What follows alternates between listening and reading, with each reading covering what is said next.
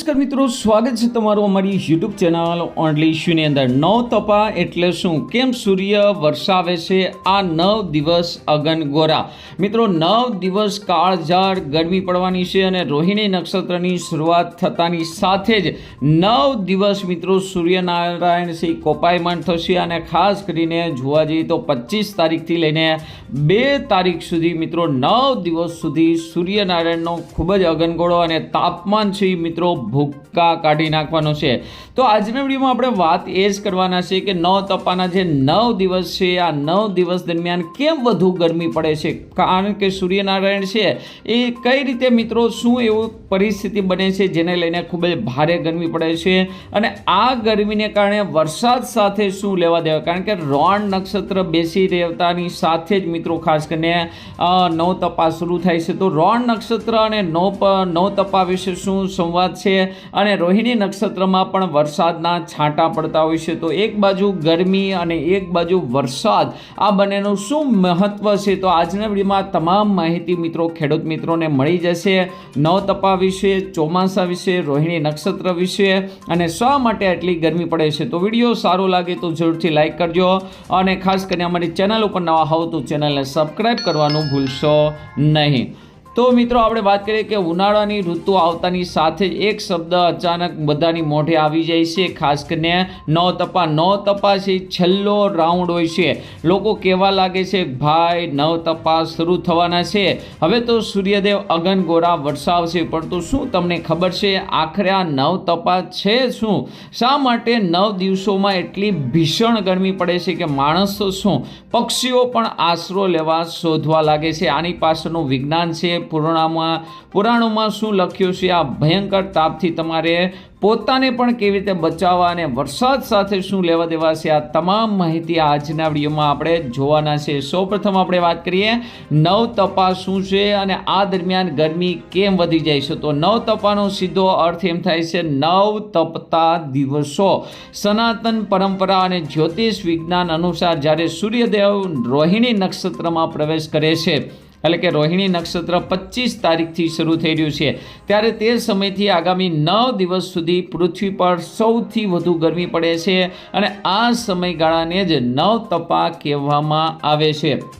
હવે આની પાછળનું અસલી વિજ્ઞાન જાણીએ તો મે મહિનાના છેલ્લા અઠવાડિયામાં સૂર્ય અને પૃથ્વી વચ્ચેનું અંતર ઘણું જ ઘટી થઈ જાય છે અને જેને કારણે સૂર્ય અને પૃથ્વી વચ્ચેનું અંતર છે ઘટી જાય છે। સૂર્યના કિરણો ભારતના મેદાની વિસ્તારોમાં એકદમ સીધા એટલે કે વર્ટિકલ પડે છે અને સીધો તડકો અને તેજ ગરમ પવનોને કારણે વાતાવરણનું તાપમાન છે અચાનક વધી જાય છે।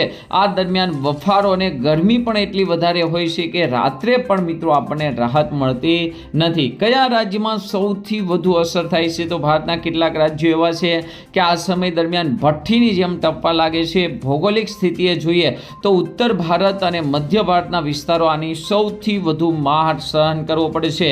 રાજસ્થાનના રણ પ્રદેશ હોવાને કારણે અહીં પાડોશી 48થી લઈને 50 ડિગ્રી સુધી મિત્રો પહોંચી જાય છે। તો દિલ્હી હરિયાણાની અંદર કોન્ક્રીટના જંગલો અને ખાસ કરીને શહેરી વિસ્તારોને કારણે વાહનોના ધુમાડાને કંઈ અહીંયા હીટ આઇલેન્ડ ઇફેક્ટ બને છે, જેનાથી ગરમી જીવલેણ પણ બની જાય છે। ઉત્તર પ્રદેશ અને બિહાર આ રાજ્યોમાં પણ પશ્ચિમી પવનો ચાલે છે, જેને કારણે લૂ કહીએ છીએ। આ હવા શરીરનું આખું પાણી શોષી લે છે। મધ્યપ્રદેશ દેશની બરાબર મધ્યની વચ્ચે હોવાને કારણે અહીં પણ સૂર્યનો સીધો ટોર્ચર જોવા મળે છે। હવે વાત કરીએ ગુજરાતની, શું ગુજરાતમાં પણ આટલી જ ગરમી પડે છે?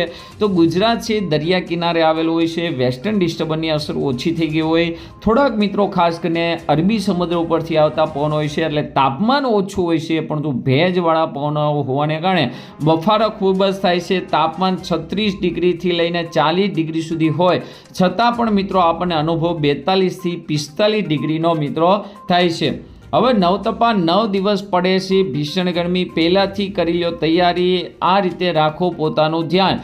ભીષણ ગરમીથી ડરવાની નથી પરંતુ સાચી તૈયારી કરવાની જરૂર છે। ડૉક્ટરો અને નિષ્ણાંતોનું માનીએ તો 9 દિવસોમાં નાની સરખી બેદરકારી પણ ભારે પડી જાય છે। પાણીની સાથે દોસ્તી કરો, તરસ ન લાગી હોય તો પણ દર અડધા કલાકે પાણી પીતા રહો। શરીરમાં ઇલેક્ટ્રોલિટ્સ કમી ન થાય એટલે લીંબુ પાણી, આરએસઓનું દ્રાવણ, છાશ અને નારિયેળ પાણી પણ પીતા રહેવું જોઈએ. બપોરે બહાર નીકળવાનું ટાળવું જોઈએ, એટલે કે સવારે 11 વાગ્યાથી સાંજના 4 વાગ્યા સુધી સૂર્યનો તડકો સૌથી વધુ ખતરનાક હોય છે. જો બહાર જવું હોય તો ખૂબ જ જરૂરી હોય તો માથામાં સુતરાઉ કાપડ અથવા છત્રી વડે ઢાંકીને જ નીકળો. ઢીલા અને હળવા કપડાં પહેરવાના છે. ટાઈટ અને ડાર્ક કલરના કપડાં પહેરવાનું ટાળો. સફેદ અને આછા રંગના સુતરાઉ કોટનના કપડાં પહેરો, જેથી શરીરને હવા મળતી રહે. ખાનપાનનું પણ ધ્યાન રાખો. ભારે અને તળેલો ખોરાક મિત્રો પચવામાં શરીરને વધુ મહેનત કરવી પડે છે, જેનાથી શરીરનું તાપમાન વધે છે. તેથી તરબૂચ, ટેટી, કાકડી જેવી વસ્તુઓ ખાઓ. હવે મિત્રો તમને કેટલાક વારંવાર મનમાં પ્રશ્ન થતા હશે કે નવતપા કેટલા દિવસના હોય છે? તો આના નામ પરથી ને સ્પષ્ટ છે કે નવતપાસી 9 દિવસના હોય છે. સૂર્યદેવ 14 દિવસ સુધી રોહિણી નક્ષત્રમાં રહે છે, પરંતુ શરૂઆતના 9 દિવસમાં સૂર્યનો પ્રભાવ સૌથી તીખો હોય છે. માત્ર શરૂઆતના 9 દિવસોને જ મુખ્યત્વે નવતપા ગણવામાં આવે છે. નવતપામાં ગરમી કેમ વધી જાય છે? તો આપણે ફરી એક વખત તમને સમજાવી કે આ દરમિયાન 9 દિવસ સૂર્યની સ્થિતિ પૃથ્વીની ઉપર બરોબર આવી જાય છે, એટલે કે સૂર્ય અને પૃથ્વી વચ્ચે સૌથી ઓછું અંતર હોય છે અને ઉત્તર ભારતમાં ચોમાસાના પવનો આવતા પહેલાંનો હોય છે. હવામાં ભેજ ઓછો હોય છે અને આકાશ એકદમ સાફ રહે છે. વાદળોની ગેરહાજરીને કારણે સૂર્યની પૂરેપૂરી ગરમી સીધી જમીન ઉપર પડે છે, જેને કારણે ગરમી છે ચરમ સીમાએ પહોંચી જાય છે. હવે વાત કરીએ કે ખાસ કરીને ચોમાસાને મિત્રો આ શું અસર કરશે. તો મિત્રો તમને જણાવી દેવી કે ખાસ કરીને મેદાની પ્રદેશો, એટલે કે જ્યાં ગરમી હોય ત્યાં મિત્રો ખાસ કરીને દરિયાઈ પવનો છે એ મિત્રો વળતા હોય છે. એટલે કે ખાસ કરીને જ્યાં ગરમી હોય, એટલે કે ઉત્તર ભારત સહિતના વિસ્તારોમાં 9 દિવસ ખૂબ જ ગરમી પડશે. એટલે કે દરિયાના પવનો છે એ મિત્રો એ ગરમ હવા તરફ ઠંડા પવનો ખેંચાશે, ગરમ હવા ઉપર ચડશે. એની બાજુ દરિયાના પવનો છે એ ખાસ કરીને ઠંડી હવા, ગરમ હવાની જગ્યા લેશે. એટલે કે ચોમાસું મિત્રો આ નવતપાસી એક્ટિવ કરે છે. ચોમાસા માટેના છેલ્લા 9 દિવસ હોય છે. ત્યારબાદ રોણ નક્ષત્ર ખાસ કરીને ઉતરતા છેલ્લા પાયાની અંદર મિત્રો વરસાદના છાંટા પણ પડવાનું શરૂ થઈ જતું હોય છે.